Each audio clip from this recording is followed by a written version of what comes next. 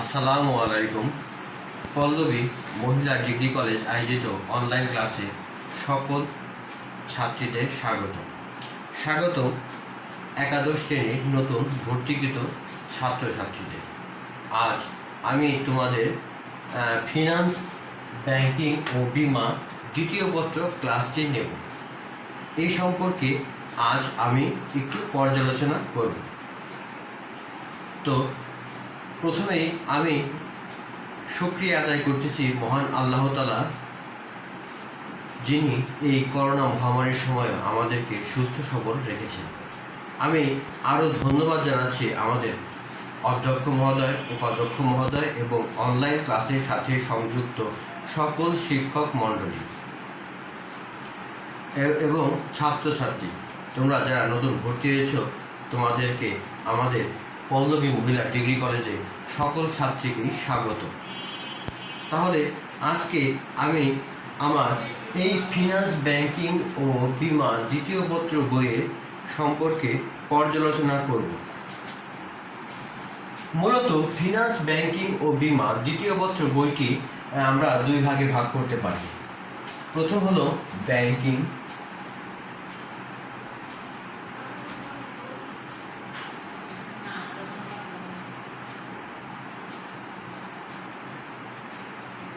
দুই নম্বরে দ্বিতীয়তে আছে বিমা, আর ফিনান্সটা এটা তোমাদের প্রথম পত্র, আর এটা হলো দ্বিতীয় পত্র। আমরা দ্বিতীয় পত্র সম্পর্কে আজকে আলোচনা করব। ব্যাংকিংয়ে তোমাদের আছে প্রথম অধ্যায়ে, দেখো প্রথম থেকে নবম অধ্যায়,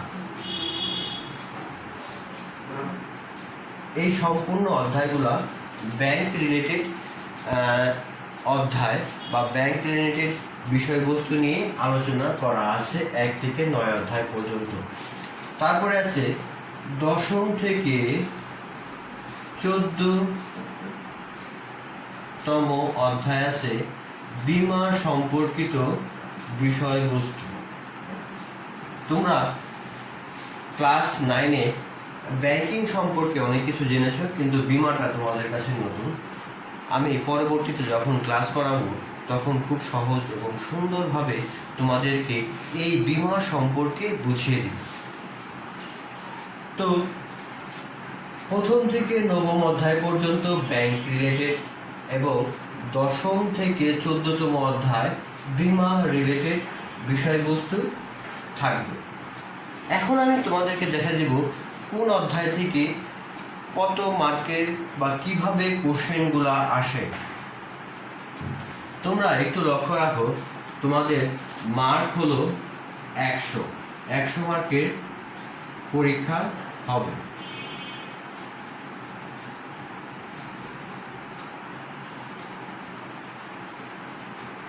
আমরা এই 100 মার্কের ভেতরে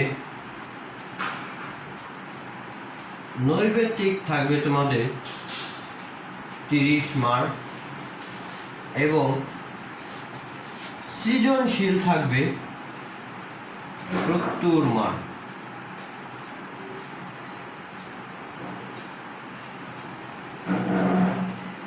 তাহলে তোমরা 100 মার্কের প্রশ্নের মান বন্টন পেলে।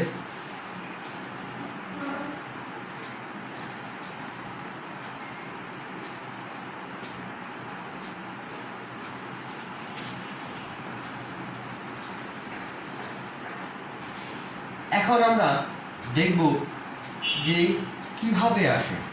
আগে নৈর্ব্যক্তিক নিয়ে আলোচনা করি। নৈর্ব্যক্তিক এই প্রথম থেকে 14 অধ্যায় থেকে, একটু লক্ষ্য রাখো, প্রথম অধ্যায় থেকে 14তম অধ্যায়, এখান থেকে তোমাদেরকে এমসিকিউ আসবে 30টি। পুরা বই থেকে তোমাদেরকে 30টা এমসিকিউ বা নৈর্ব্যক্তিক প্রশ্ন আসবে। তাহলে তোমরা নৈর্ব্যক্তিকের উপরে সবচেয়ে বেশি গুরুত্ব দিবা। 2 নম্বরে আছে সৃজনশীল। সৃজনশীল কোশ্চেনটা কিভাবে আসে? তোমাদের বোর্ড পরীক্ষায় মোট প্রশ্ন থাকবে 11টি।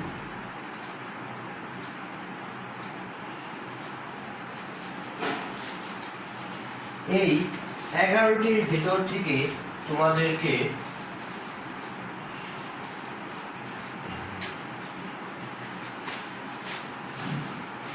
সৃজনশীলের 11টি কোশ্চেন থাকবে। এই 11টির ভিতর থেকে তোমাদেরকে অ্যান্সার করতে হবে 7টি। নিশ্চয়ই বুঝতে পারছো 11টা থেকে কয়টা অ্যান্সার করতে হবে? 7টা। এই 11টি থেকে তোমাদেরকে 7টি কোশ্চেনের অ্যান্সার করতে হবে। এখন এই 11টি কোন অধ্যায় থেকে কিভাবে আসবে তা আমি এখান থেকে বলে দিচ্ছি। এটা ব্যাংকিং সাইড, এটা বিমা সাইড। ব্যাংকিং সাইড থেকে কোশ্চেন থাকবে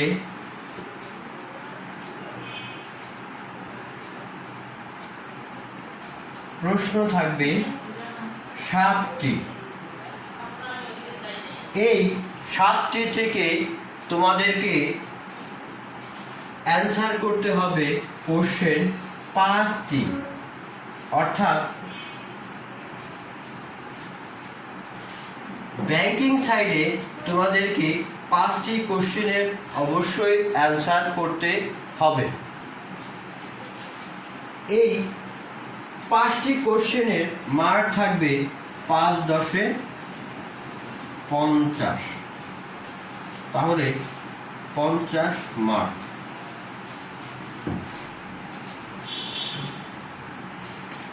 সাতটি কোশ্চেন থাকবে, 7টির থেকে তোমরা অ্যান্সার করবা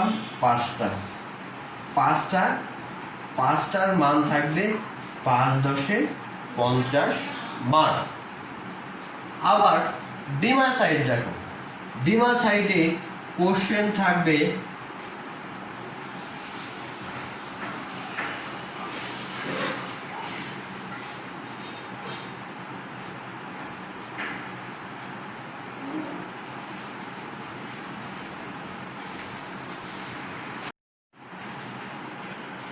তো এখন আমরা বিমা সাইডের কোশ্চেনের মান বন্টন দেখব। অর্থাৎ আমাদের 7টি কোশ্চেন ঠিক থাকবে, প্রত্যেকটা কোশ্চেনের মার্ক থাকবে প্রতি প্রশ্ন মার্ক 10 করে থাকবে। প্রতি প্রশ্নের মার্ক 10 করে থাকবে। তার মানে আমাদের 7টি কোশ্চেন থাকবে, 7টির থেকে তোমাদের অ্যান্সার করবে কত? 5টি। 5টির মার্ক থাকবে কত? 5 10 50।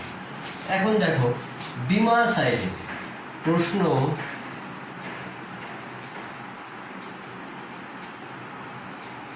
থাকবে 4টি। দিতে হবে, উত্তর দিতে হবে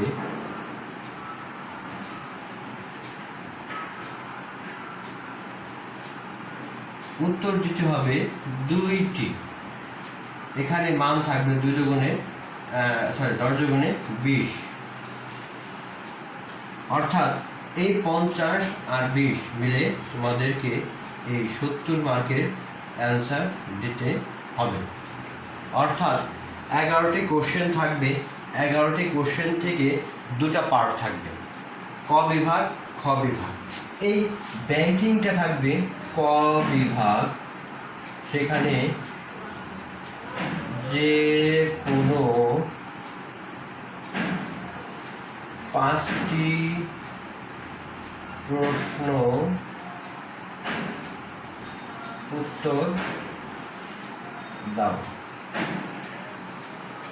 অর্থাৎ ক বিভাগ। এই ক বিভাগ থেকে তোমাদেরকে 7টি প্রশ্ন থাকবে। 7টি থেকে কয়টা উত্তর দিতে হবে তোমাদেরকে? 5টি। বিমা এটাকে আমরা খ বিভাগ বা কোশ্চেনে ঢাকা বোর্ডে তোমাদেরকে এই খ বিভাগই থাকবে। খ বিভাগ। এই খ বিভাগ থেকে কোশ্চেন থাকবে 4টি, উত্তর দিতে হবে 2টি, মার্ক থাকবে 20। অর্থাৎ এই ক বিভাগ থেকে 5টি কোশ্চেন 5×10 50, আর খ বিভাগ থেকে 20 মার্ক, অর্থাৎ 70 মার্কের কোশ্চেন থাকবে। তাহলে তোমরা অতি সহজেই ফিনান্স, ব্যাংকিং ও বিমা দ্বিতীয় পত্রে বইয়ের মান বন্টনটা খুব সহজেই বুঝতে পারল।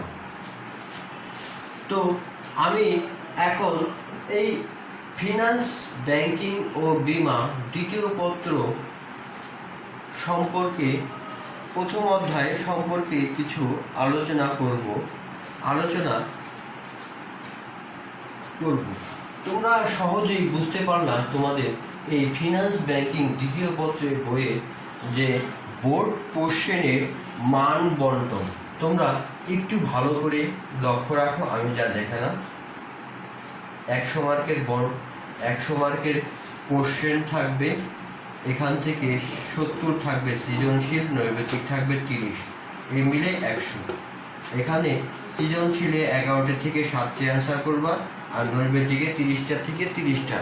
এখানে প্রতি কোশ্চেনের মার্ক থাকবে 1। 30টা কোশ্চেন থাকবে, 30টা কোশ্চেনের মার্ক থাকবে 1। আর এখানে 7টি কোশ্চেন থাকবে, 7টি কোশ্চেনের মার্ক থাকবে 10 করে, 7×10 70। 11টি থেকে 7টি অ্যান্সার দেওয়া, অ্যান্সার দেওয়াতে এখানে মার্ক থাকবে 70। তাহলে খুব সহজেই তোমরা বুঝতে পারলা আমার এই ফিনান্স, ব্যাংকিং, বিমা দ্বিতীয় পত্রে যে কোশ্চেনের মান বন্টন। তোমরা একটু ভালো করে বোর্ডে লক্ষ্য রাখো।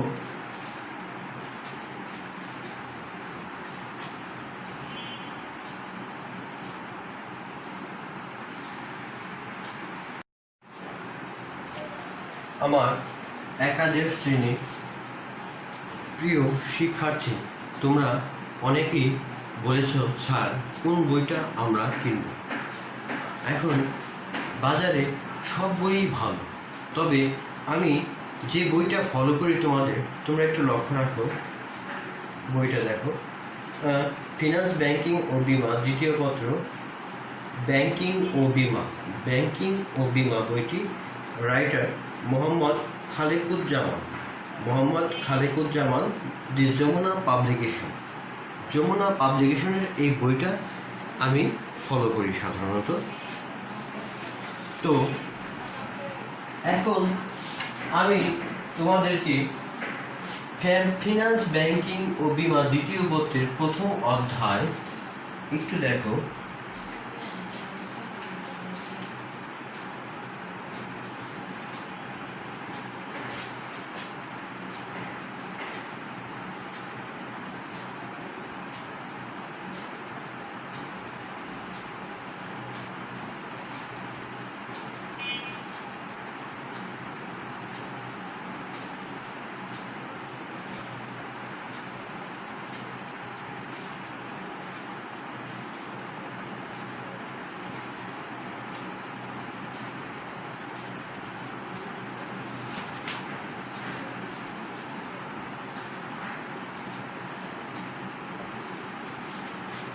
দেখো, আজকে আমি এই অধ্যায় প্রথমে ব্যাংক ব্যবস্থার প্রাথমিক ধারণা সম্পর্কে তোমাদের আলোচনা করব। তো আলোচনা করার সর্বপ্রথমেই আমি তোমাদেরকে ব্যাংক সম্পর্কে কিছু ধারণা দেব। আমি জানি তোমরা নবম ও দশম ক্লাসে তোমরা এই ব্যাংক সম্পর্কে ব্যাপক বা অনেক কিছু তোমরা জেনে এসেছো, আর এখানে আরেকটু বেশি তোমরা এই ব্যাংক সম্পর্কে জানবে। তো এই ব্যাংক ব্যবস্থার প্রাথমিক ধারণা সম্পর্কে জানতে হলে প্রথমে আমাকে জানতে হবে ব্যাংক কি। তাহলে আমরা ব্যাংক সম্পর্কে এখন জানার চেষ্টা করব। প্রথমে আমরা জানি ব্যাংক।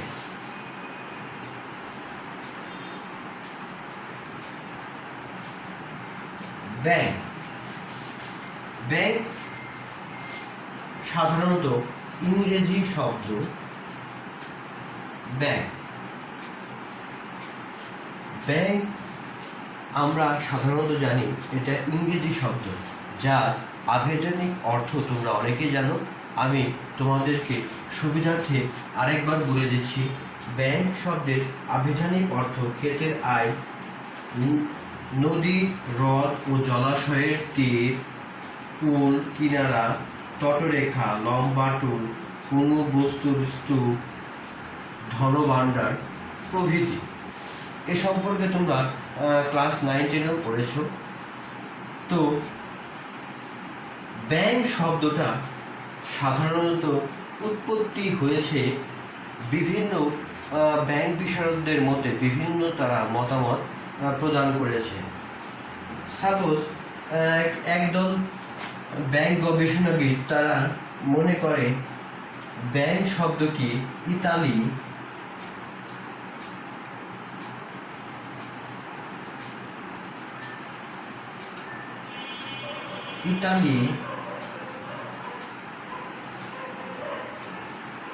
ব্যাংকো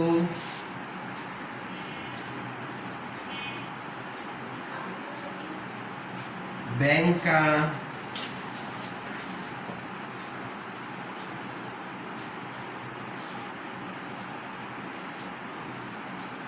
ব্যাংকাস ব্যাংক শব্দ থেকে উৎপত্তি হয়েছে। ইটালি ব্যাংকো, ব্যাংকা, ব্যাংকাস ব্যাংক শব্দ থেকে উৎপত্তি হয়েছে। কিন্তু আরেক দল গবেষকরা মনে করে জার্মানি, একটু লক্ষ্য রাখো,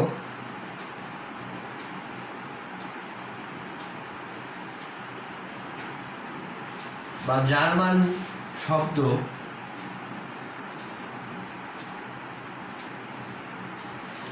ব্যাংকি শব্দ থেকে উৎপত্তি হয়েছে। ব্যাংক শব্দটা জার্মানি, ব্যাংকি শব্দটা উৎপত্তি হয়েছে। তোমরা অবশ্যই একটু লক্ষ্য রাখবা, কারণ এটা এমসিকিউতে আসতে পারে যে ইটালি শব্দ কোনটি অথবা জার্মান শব্দ কোনটি। এটা লক্ষ্য রাখো। ইটালি শব্দ ব্যাংকো, ব্যাংকা, ব্যাংকাস ব্যাংক, আর জার্মান শব্দ ব্যাংকি। জার্মান অথবা অস্ট্রীয় তখন একসাথে বা তখন কাছাকাছি থাকাতে তখন একই ধরনের বা ওই অঞ্চলগুলোতে একই ল্যাঙ্গুয়েজ ব্যবহার হতো, এই অস্ট্রিয়া ও জার্মানিতে। এই কারণে ব্যাংকি এবং ব্যাংকিটা জার্মান এবং অস্ট্রীয় শব্দ বলা চলে। তাহলে আমরা ব্যাংক সম্পর্কে জানলাম। এই শব্দটা হলো ইংরেজি শব্দ, যার ইটালি শব্দের অর্থ জানলাম, জার্মানি শব্দের অর্থটা আমরা জানলাম। এখন আমরা জানব ব্যাংক কাকে বলে। ব্যাংক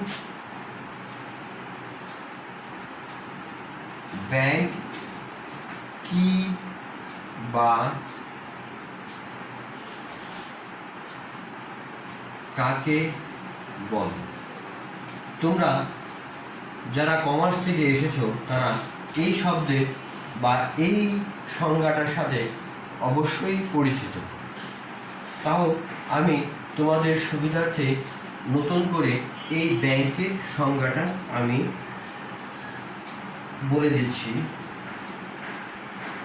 ব্যাংক হলো এমন একটি আর্থিক মধ্যস্থতাকারী প্রতিষ্ঠান যা আমানত হিসাবে অর্থ গ্রহণ করে, ঋণ প্রদান করে ও অন্যান্য ব্যাংকিং সেবা প্রদান করে। একটু লক্ষ্য রাখো, ব্যাংক কি করে? আমানত গ্রহণ,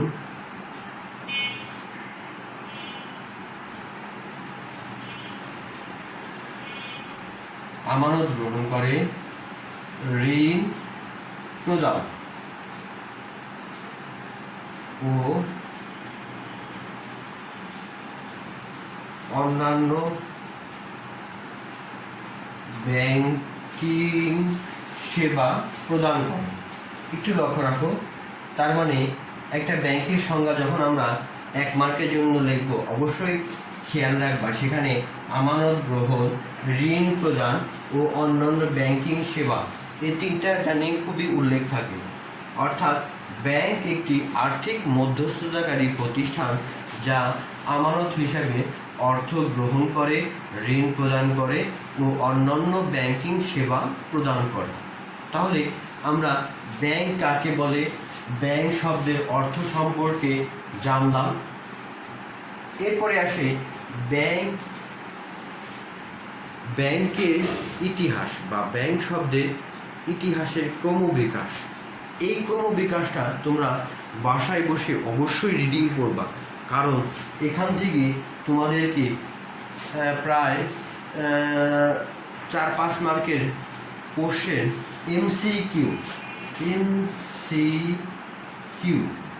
এমসিকিউ কোশ্চেন এখান থেকে আসতে পারে।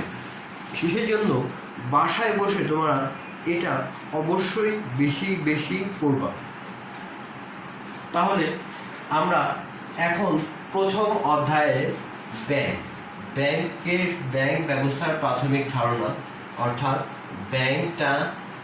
ব্যাংক শব্দের অর্থটা জানলাম, তারপরে ব্যাংকের ইটালীয় এবং জার্মান শব্দ জানলাম, এবং ব্যাংক কি কাকে বলে এ সম্পর্কেও জানলাম। এখন আমরা এরপরে জানব ব্যাংক এর বৈশিষ্ট্য। ব্যাংকের বৈশিষ্ট্য সম্পর্কে আমরা এখন জানব।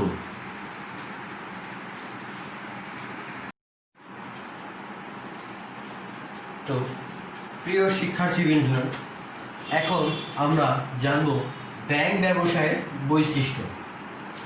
এখানে কতগুলো বৈশিষ্ট্য সম্পর্কে তোমাদের দেওয়া আছে। প্রথমে দেখো, মধ্যস্থ ব্যবসা প্রতিষ্ঠান, অর্থ ও ঋণের ব্যবসায়ী, বৃহদায়তন প্রকৃতি, আর্থিকভাবে সচ্ছল, নিরাপত্তার প্রতীক, বিশ্বস্ততার প্রতীক, মূলধন গঠনের কারখানা, অর্থনীতির চালিকা শক্তি, বিক্রয় সেবা, গোপনীয়তা রক্ষা। এই 10টা যে বৈশিষ্ট্য আছে, এই বৈশিষ্ট্য সম্পর্কে আমরা এখন আলোচনা করব। 1 নম্বর দেখো, মধ্যস্থ ব্যবসা প্রতিষ্ঠান। মধ্যস্থ ব্যবসা প্রতিষ্ঠান বলতে আমরা কি বুঝি আগে সেটা আমরা জানি। মধ্যস্থতা অর্থ মধ্যে যে অবস্থান করে, অর্থাৎ মধ্যস্থ ব্যবসা প্রতিষ্ঠান বলতে ব্যাংকে এখানে বোঝাচ্ছে যে আমানতকারী এবং ঋণ গ্রহীতা এই দুইয়ের মাঝে ব্যাংক অবস্থান করে বিধায় ব্যাংকে মধ্যস্থতাকারী প্রতিষ্ঠান বলা হয়। অর্থাৎ একটু লক্ষ্য রাখো,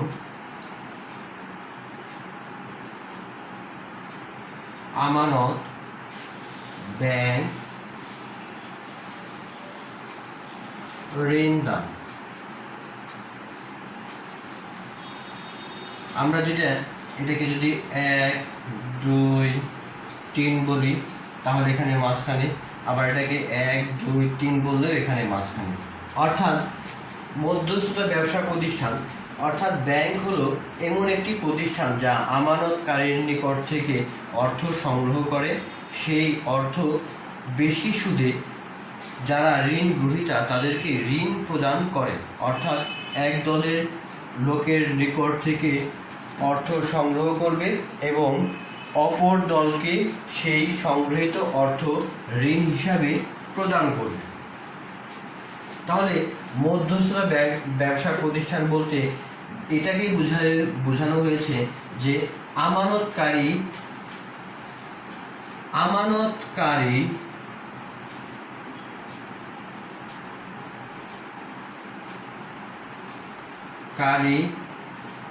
ও ঋণ গ্রহীতা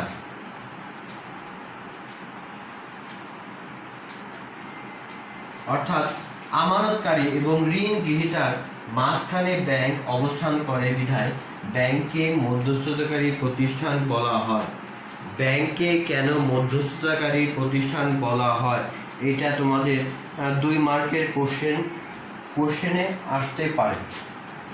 আমি বারবার বলতেছি, ব্যাংকে কেন মধ্যস্থতাকারী ব্যবসা প্রতিষ্ঠান বলা হয় এটা তোমাদেরকে 2 মার্কের জন্য আসতে পারে, 2 মার্ক। অর্থ ও ঋণের ব্যবসায়ী। ব্যাংক কিভাবে অর্থ ঋণের ব্যবসা করে আমরা একটু বুঝি। একটা মুদির দোকান যে আমি যখন মুদি মাল, সাবান, বিস্কুট অথবা পেঁয়াজ, মরিচ প্রভৃতি, আদা, মশলা প্রভৃতি ক্রয় করব এবং ক্রয়ের বিপরীতে আমরা কি করব? অর্থ প্রদান করব। এটা তো আমরা সবাই জানি।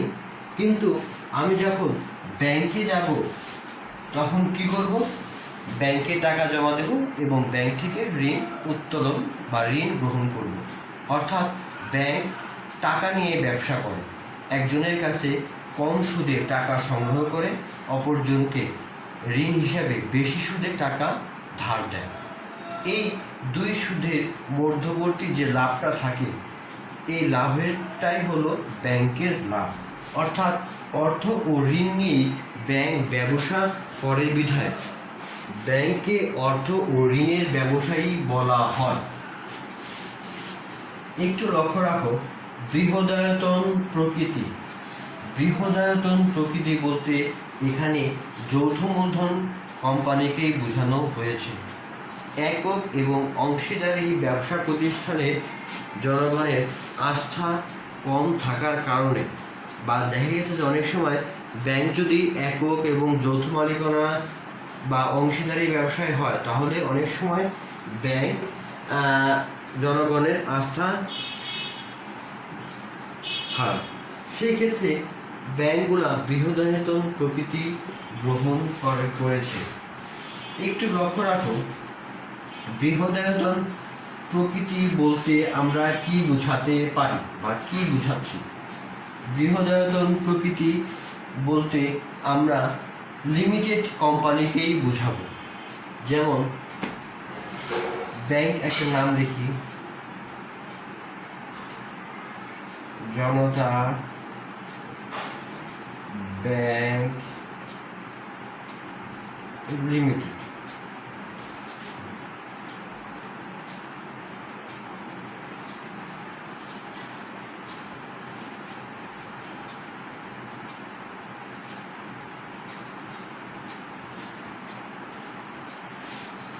জনতা bank limited, Islami bank limited, AB bank limited, তারপর Dutch Bangla bank limited, BRAC bank limited, Agrani bank limited, Sonali bank limited. এভাবে যতগুলো ব্যাংকের ভিতরে লিমিটেড কথাটা থাকবে, তোমরা জানো এই লিমিটেড কথাটা থাকার মানেই হলো যৌথ মূলধন কোম্পানি। অর্থাৎ এই সকল ব্যাংকগুলা বৃহদায়তন প্রকৃতির একটা অংশ। তাহলে আর যৌথ মূলধনী কোম্পানি সম্পর্কে তোমরা সবাই জানো, যারা কমার্সে আসো তারা সবাই জানো। আর্থিকভাবে সচ্ছল, অবশ্যই ব্যাংকে তার আর্থিকভাবে সচ্ছল হতে হবে। যদি ব্যাংক আর্থিকভাবে সচ্ছল না হতে পারে বা আর্থিকভাবে কোনো কারণে সচ্ছল হলো না, সেই ক্ষেত্রে ব্যাংক দেউলিয়া হওয়ার সম্ভাবনা থাকে। এতে গ্রাহক সন্তুষ্টি অর্জন করা যায় না। এই কারণে ব্যাংকের আর্থিক সচ্ছলতা খুবই গুরুত্বপূর্ণ একটা বিষয়। নিরাপত্তার প্রতীক, অবশ্যই ব্যাংক একটা নিরাপত্তার প্রতীক। কারণ এখানে আমি বিশ্বস্ততার সহিত নিজের টাকা ব্যাংকে জমা রাখি এবং এখান থেকে ঋণ গ্রহণ করি, এবং আমরা অন্যান্য যে দামি দলিল বা স্বর্ণ অলংকার যেগুলো আছে সেগুলো ব্যাংকের লকারে আমরা রাখতে পারি। তাই ব্যাংক নিরাপত্তার প্রতীক হিসাবে খুবই গুরুত্বপূর্ণ বলে বিবেচিত হয়। 6 নম্বরে আছে বিশ্বস্ততার প্রতীক। অবশ্যই ব্যাংক বিশ্বস্ততা অর্জন করতে হবে, কারণ যদি কোনো ব্যাংক গ্রাহকের বিশ্বস্ততা অর্জন করতে ব্যর্থ হয় তাহলে সেই ব্যাংকের প্রতি গ্রাহকের আস্থা হারাবে, এবং গ্রাহক যদি আস্থা হারায় তাহলে ব্যাংক তার কাঙ্ক্ষিত লক্ষ্যে পৌঁছাতে পারবে না। তাই গ্রাহকের বিশ্বস্ততা অর্জন এখানে একটা গুরুত্বপূর্ণ বিষয় হিসেবে বিবেচনা করা হয়। মূলধন গঠনের কারখানা 7 নাম্বার। মূলধন গঠনের কারখানা বলতে এখানে এটাই বোঝানো হয়েছে, ব্যাংক ছোট বড় যে সকল ব্যবসা প্রতিষ্ঠান আছে সেই সকল ব্যবসা প্রতিষ্ঠানকে ঋণের মাধ্যমে তাদের মূলধন গঠনে ব্যাপক ভূমিকা রাখতে পারে। আমরা ঋণ ব্যতীত কোনো ব্যবসা প্রতিষ্ঠান চালানো প্রায় অসম্ভব বলা চলে। সেই জন্য এই মূলধন গঠনের বা মূলধনের জন্য প্রত্যেক কারখানা এবং ব্যবসা প্রতিষ্ঠানের মালিকগণ এই ব্যাংকের দ্বারস্থ হয় তার ঋণের জন্য, ব্যাংকের ঋণের জন্য। তারপরে দেখো 8 নাম্বার, অর্থনৈতিক চালিকা শক্তি। এটা একটা খুবই গুরুত্বপূর্ণ বিষয় যে অর্থনৈতিক চালিকা শক্তিটা কি। অর্থনৈতিক চালিকা শক্তি সম্পর্কে জানতে হলে আমাদেরকে জানতে হবে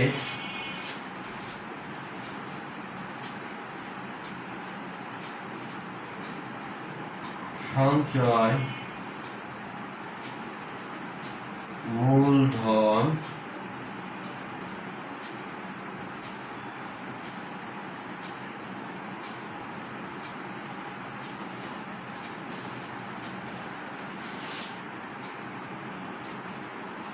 ও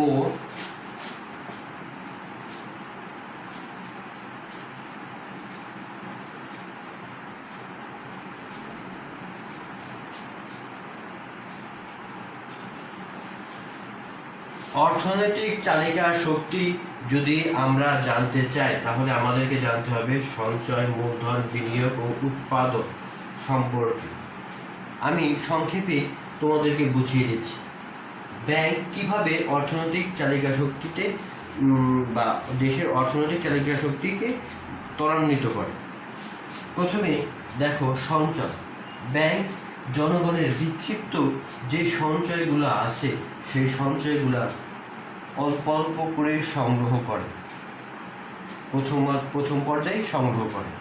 সঞ্চয় সংগ্রহ করার পর এই সমস্ত সঞ্চয় এই মূলধন গঠনে ভূমিকা রাখে, অর্থাৎ এই ক্ষুদ্র ক্ষুদ্র সঞ্চয়গুলো একত্রে করার পরে তখন একটা মূলধন গঠন হয়। এই মূলধন গঠন হওয়ার পরে বিনিয়োগ করতে হয়। বিনিয়োগ, আমি যখন বিনিয়োগ করব তার মানে আমার উৎপাদন বৃদ্ধি হবে। এই পুরো প্রক্রিয়াটার মাধ্যমে দেশের অর্থনৈতিক চাকা সচল থাকে। অর্থাৎ ব্যাংক অর্থনৈতিক চালিকা শক্তি হিসেবে বিবেচিত হয়। 9 নম্বরে আছে বিক্রয় সেবা। ব্যাংক কি বিক্রয় সেবা প্রদান করে? ব্যাংক অনেক বিক্রয় সেবা প্রদান করে। কিভাবে? প্রত্যয়পত্র, bank guarantee, debit card, credit card, তারপরে আছে ফরেন রেমিটেন্সের ব্যাপারে, বা দেখা গেছে যে বিভিন্ন প্রকার বিনিময় বিল বার্তায় ক্রয় করে থাকে। এই প্রভৃতি সেবা বিক্রি করে ব্যাংক প্রচুর অর্থ আয় করে। এই সেবা শুধু তার গ্রাহকের কাছেই বিক্রি করে এবং এখান থেকে ব্যাপক মুনাফা সে অর্জন করে। গোপনীয়তা রক্ষা ব্যাংকের একটা অন্যতম কাজ।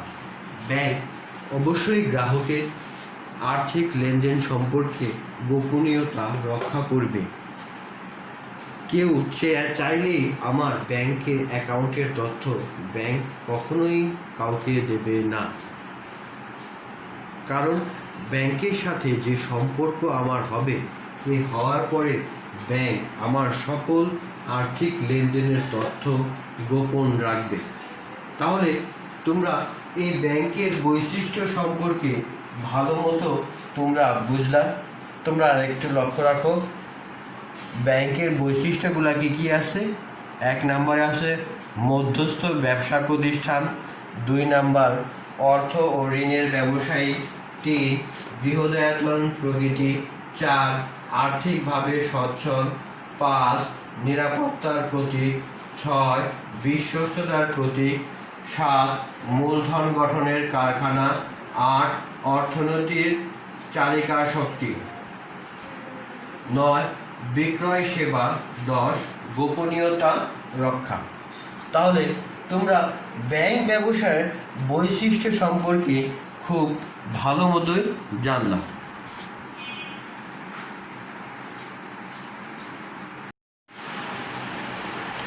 আমরা এখন ব্যাংকের কার্যাবলী সম্পর্কে জানব।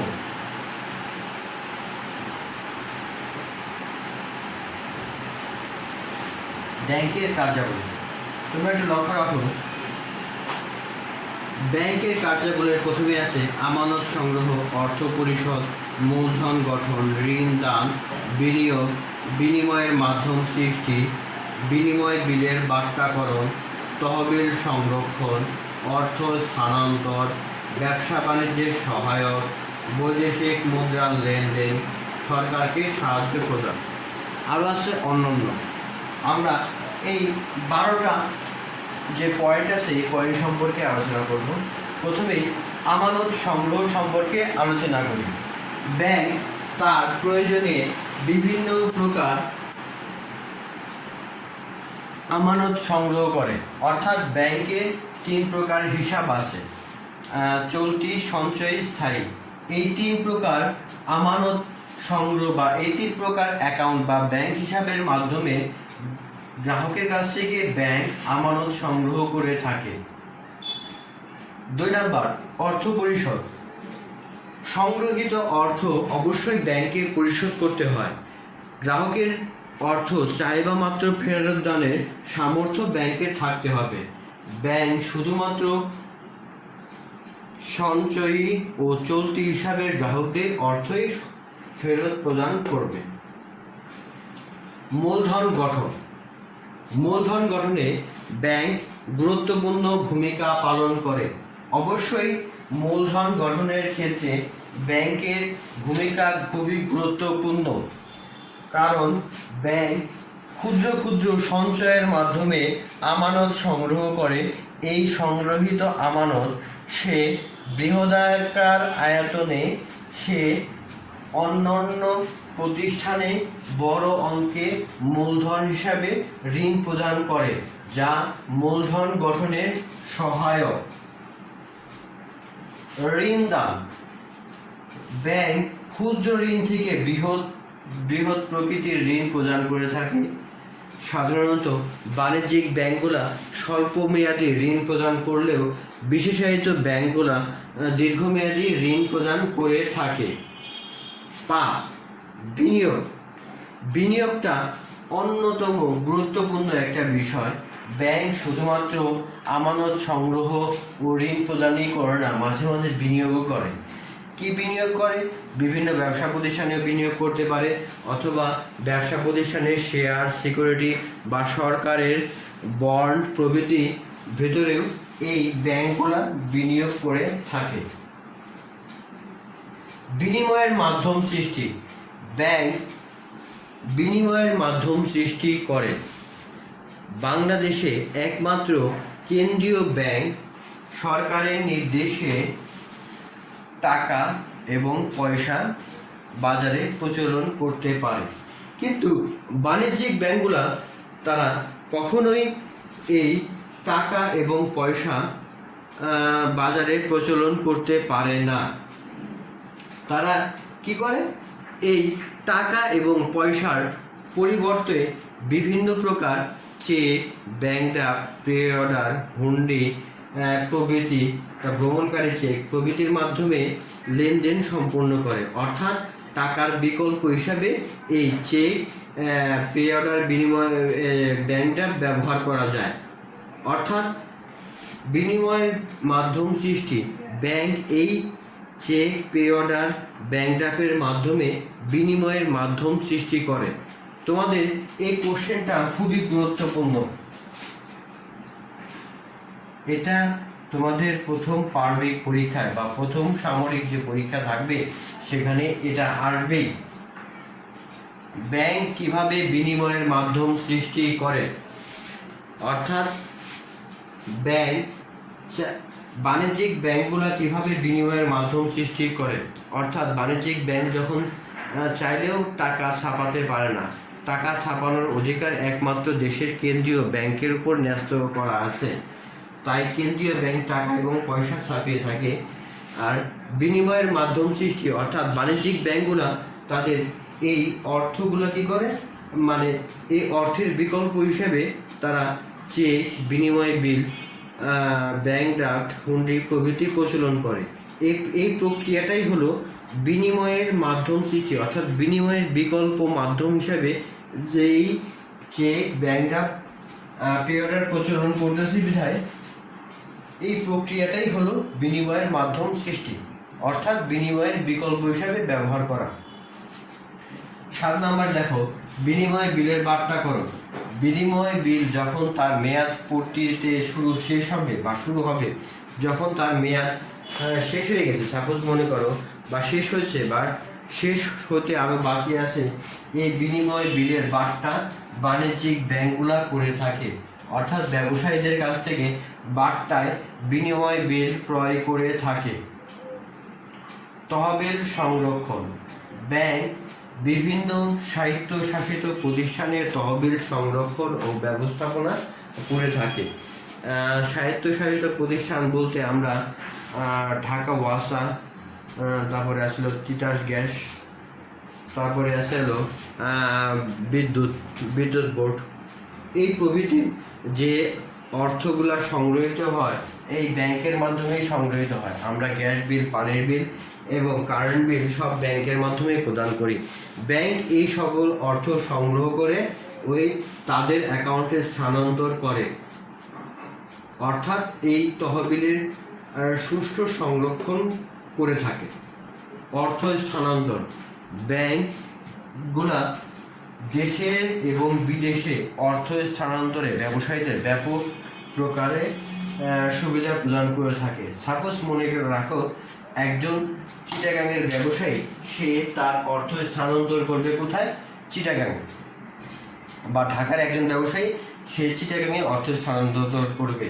অর্থাৎ চিটাগাংয়ের ব্যবসায়ীর কাছ থেকে মাল কিনে তার অ্যাকাউন্টে ওই মালের সমপরিমাণ টাকা প্রদান করলেই হয়ে যাবে। অর্থাৎ ব্যাংক সহজেই ঢাকা থেকে চিটাগাংয়ে অর্থ স্থানান্তর করে দেবে। ব্যবসা বাণিজ্যে সহায়ক। ব্যাংক ব্যবসা বাণিজ্যে ব্যাপক সহায়তা প্রদান করে থাকে। আমরা বিভিন্ন প্রকার ব্যবসা প্রতিষ্ঠানে এই সহায়তা পেয়ে থাকি।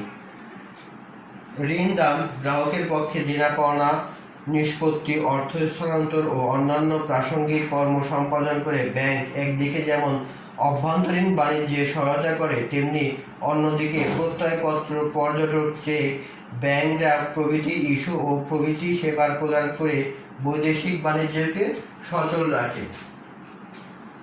তাহলে আমরা খুব সহজেই বুঝলাম ব্যবসা বাণিজ্যের সহায়ক। এখন আমরা পড়ব বৈদেশিক মুদ্রায় লেনদেন। বৈদেশিক মুদ্রায় লেনদেন বাণিজ্যিক ব্যাংক শুধুমাত্র আমরা যখন আমদানি রপ্তানি করতে চাই তখনও আমরা কিন্তু এই বৈদেশিক মুদ্রায় লেনদেন প্রয়োজন পড়ে। কারণ এই ব্যাংক ব্যতীত আমরা এই বৈদেশিক মুদ্রার লেনদেন প্রায় অসম্ভবই বলা চলে। সেই জন্য খুবই গুরুত্বপূর্ণ একটা বিষয় হলো বৈদেশিক মুদ্রার লেনদেন। আর আমাদের দেশে বৈদেশিক মুদ্রা রিজার্ভ এবং নিয়ন্ত্রণের দায়িত্বে আছে কেন্দ্রীয় ব্যাংক, বাংলাদেশ ব্যাংক যেটা আছে সেটাই আমাদের বৈদেশিক মুদ্রার লেনদেনের ব্যাপক সহায়তা প্রদান করে। সরকারকে সাহায্য প্রদান। কেন্দ্রীয় ব্যাংক সাধারণত সরকারি ব্যাংক হিসাবে বিবেচিত হয়। কেন্দ্রীয় ব্যাংক সরকারের বিভিন্ন প্রকার ট্রেজারি বন্ড, ঋণপত্র প্রভৃতি ক্রয় বিক্রয়ের মাধ্যমে সরকারকে সাহায্য করে থাকে। বাণিজ্যিক ব্যাংকের কাছে সরকারের বন্ড, ট্রেজারি বিল প্রভৃতি ক্রয় বিক্রয় করে থাকে। তাহলে আমরা খুব সহজেই এই ব্যাংকের কার্যাবলী সম্পর্কে জানলাম। তোমরা আর একটু লক্ষ্য রাখো।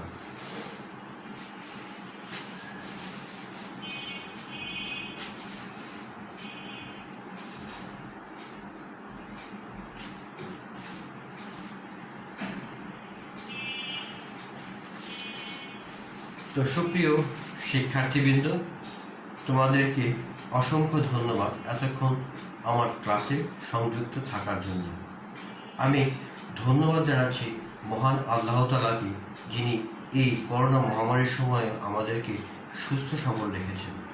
আমি আরও ধন্যবাদ জানাচ্ছি আমাদের অধ্যক্ষ, উপাধ্যক্ষ এবং অনলাইন ক্লাসের সাথে সংশ্লিষ্ট সকল শিক্ষক মণ্ডলী ও ছাত্রীবৃন্দ। তোমাদেরকে সকলকেই আমার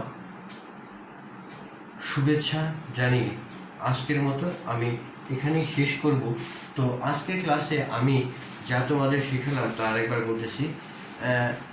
বোর্ড কোশ্চেনের মান বন্টন সম্পর্কে জানলাম, কিভাবে কোশ্চেন আসবে সেই সম্পর্কে জানলাম, এবং ব্যাংক শব্দের অর্থ জানলাম, ব্যাংকের সংজ্ঞা জানলাম, ব্যাংকের বৈশিষ্ট্য জানলাম, ব্যাংকের কার্যাবলী।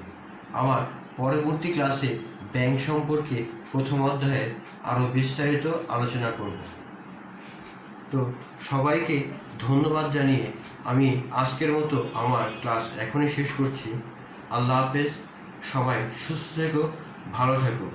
সবাইকে শুভেচ্ছা জানিয়ে আজকের মতো বিদায় নিচ্ছি। আল্লাহ হাফেজ।